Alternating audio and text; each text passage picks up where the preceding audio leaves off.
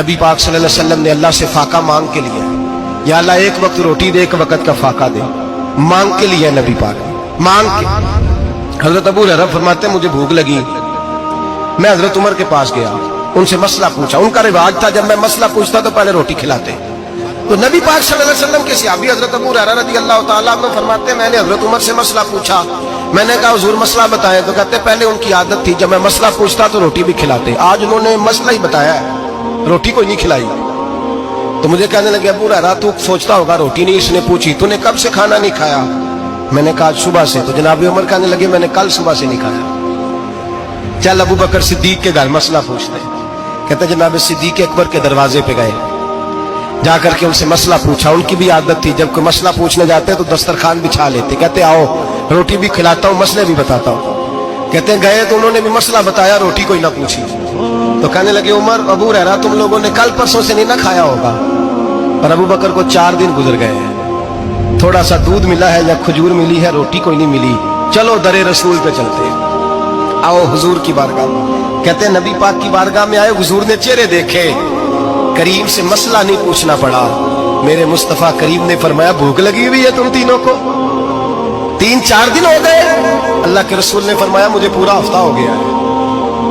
سبب کچھ اور ہے جس کو تو خود سمجھتا ہے، زوال بندہ مومن کا بے زری سے نہیں۔ فرمایا حضور نے 3 دن بیت گئے، چلو۔ میرا بے تکلف صحابی ابو الحسن انصاری، وہ بڑے نصیب والے ہوتے ہیں جن کو میرے نبی پاک خود کہتے تھے کہ تیری فلانی ذمہ داری ہے۔ اس زمانے کا تو کسی کو کہہ دیا جائے یہ تیری ذمہ داری ہے تو کہتا ہے یہ تو پھٹیکے ڈالنے لگ گیا، یہاں سے تو چھٹی کر جانی چاہیے۔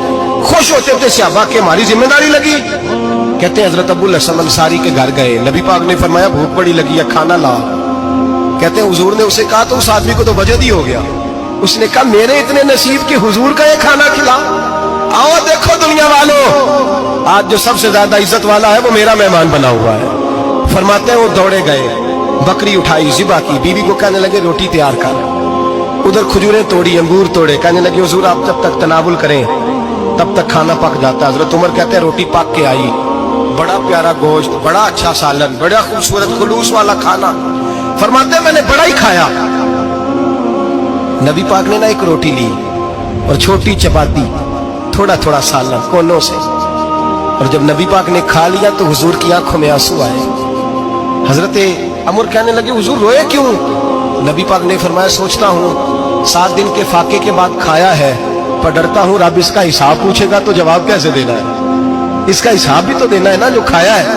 تو حضرت عمر فاروق کے ہاتھ میں کچھ چیز تھی، زور سے زمین پہ ماری، کہا محبوبہ 7 دن کے بعد بھی روٹی کھائے تو حساب دینا ہے۔ نبی پاک فرمانے لگے عمر وہ مالک ہے نا، تو جب دیتا ہے تو حساب نہیں لے سکتا، حساب تو دینا ہے، حساب تو دینا ہے، تیاری رکھو۔